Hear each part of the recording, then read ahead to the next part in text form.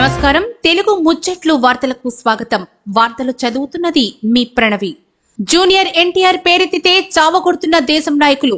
సంక్రాంతి తరువాత ప్రత్యక్ష రాజకీయాల్లోకి జూనియర్ ఎన్టీఆర్. తెలుగుదేశం ఆగడాలకు జూనియర్ ఎన్టీఆర్ కళ్లెం. ప్రముఖ సినీ నటుడు దివంగత మాజీ ముఖ్యమంత్రి నందమూరి తారక రామారావు గుణాలను పుణికి పుచ్చుకున్న జూనియర్ ఎన్టీఆర్ పేరెత్తితే తెలుగుదేశం పార్టీ నాయకులు రెచ్చిపోతున్నారు.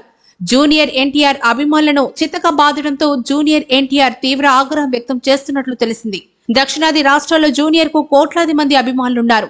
ఇలాంటి పరిస్థితుల్లో రాజకీయాల్లో తటస్థంగా తన సినీ జీవితానికే పరిమితమైన జూనియర్ ఎన్టీఆర్ ను రాజకీయాల్లోకి రావాలంటూ ఆయన అభిమానులు ఆంధ్ర రాష్ట్రంలో డిమాండ్ చేస్తున్నారు. ఇలా ఉండగా ఆదివారం భీమవరంలోని అచంట గ్రామంలో తెలుగుదేశం పార్టీ సమావేశం నిర్వహించింది.